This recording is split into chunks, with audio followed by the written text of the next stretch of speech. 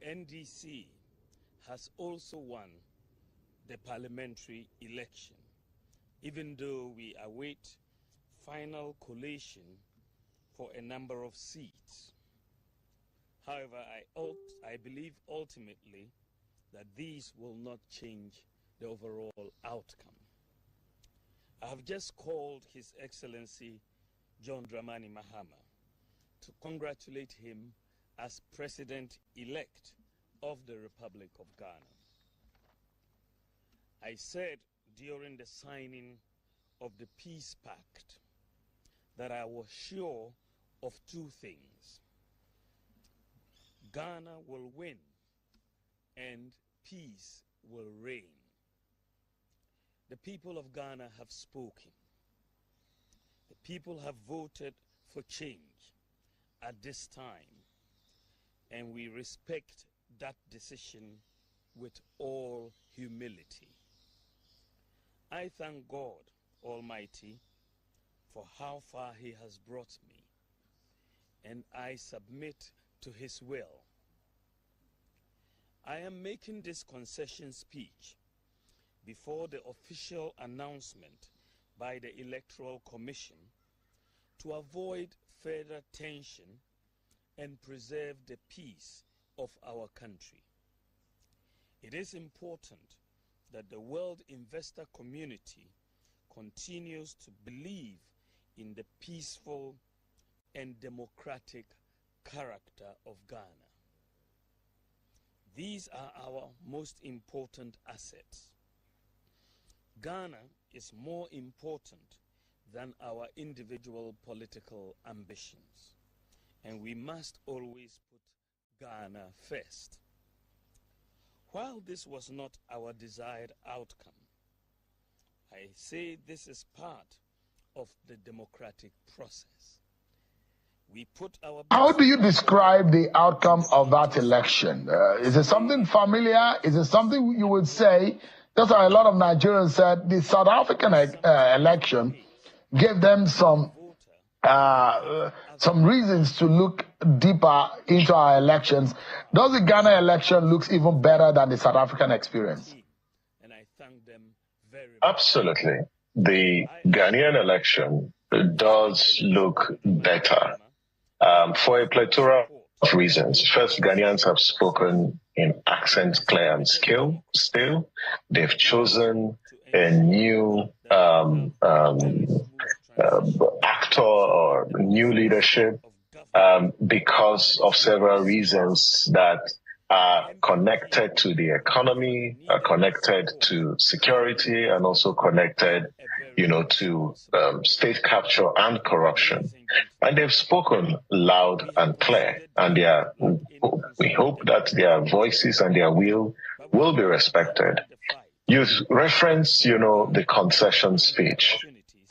That speech that was delivered this morning at 9:35 a.m., reinforces Ghana's position as a poster child of democracy. In the build-up to this election, Ghana was undergoing a test, and it's a litmus test for its democratic maturity. And that action, putting your nation first, putting your country first above your personal aspiration, is the greatest act, and Dr. Biomia has written his name in gold. But Shehu, he chose that course of action because, one, yesterday, after the voting and collation, there was huge tension. In fact, as we speak, as at this evening and this afternoon, there were cases of, violence where young people, are vandalizing buildings of the Electoral Commission in some constituencies due to the delays in the collation of the result. He could only concede defeat because the process was transparent and it was credible. And this is what we're urging other countries, to employ. That when a process is free, is fair, is credible, acceptability of electoral outcomes is guaranteed. But when you have flawed elections, where you have elections that are stolen, or rules are not respected, or electoral commissions are not transparent and do not inspire public confidence, what you get is the the kind of litigation that you see, not just in Nigeria, but in other parts of Africa. So we're very, very happy with Ghana, and Ghana is rising, as a model for other countries to emulate, especially countries, who care about democracy. I mean, there are a few things that we also need to understand about this election. And of course, the Ghanaian electoral process did stipulate that before a winner could emerge, who would have needed to cross the 51% of the vote margin, which Bawumia perhaps have seen that this is unassailable, and John Dramani Mahama had crossed that. And like you mentioned, there are issues of violence across. The Nigerian experience is totally different from the, there are categories to determine the winner in Nigeria. You definitely have to have a majority of votes, and of course you have to have 25% in 2/3 of the nation. So now these are different experiences, but you look at how, and there are those who are saying in several parts of Ghana, the collation is still ongoing. Now, if you look at the manner in the conduct of that election, Ghana is a smaller country to Nigeria in terms of size and in terms of population. So the comparison needs to also be circumspect. Now, if you look at it, what would you say that we can extrapolate from the Ghanaian electoral experience compared to ours? There are so many things we can learn from the Ghanaian experience, but let me just highlight three that are critical, for our own electoral jurisprudence. The first one is the level of transparency in the results collation process. So at the national level, the results from the constituencies for the presidential election, are collated at the constituency level. So they go from the polling unit to the constituency level to the regional level. And then the results are faxed. They use fax machines to transmit the results from the regional level to the national headquarters. But here is what happens at the national headquarters. When the results are faxed and they get to the national headquarters, the Electoral Commission takes a copy of the results, photocopies the results, and give them to all the party agents. All the party agents are given 20 minutes to review and verify the results. In other words, since you've got party agents across, it is expected that when you are in the collation center, you should have results from those constituencies. So party agents have the opportunity to compare the results from the region, as well as the results that they got from their party agents on the field. When that verification process is concluded, it then goes to the chair of the commission, who is the chief electoral commissioner, and then she endorses it. They bring it back and then photocopy all the results and hand them over to the parties. That is a level of transparency that we also need to imbibe, especially when we collate results, whether for governorship elections or for presidential elections. The second thing to learn, and we find this really phenomenal, is that every political party has got its own seal that it puts on the ballot boxes. So on election day, INEC has seals that it puts to lock the ballot boxes.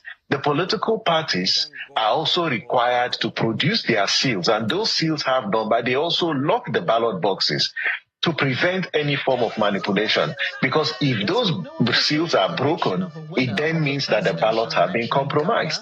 This is also one lesson. The third lesson from this particular election is the special voting opportunity that is provided for the electoral officials, the security agents, and then media organizations. They vote few days before the elections. So on the second, this category of persons voted before the election on the 7th.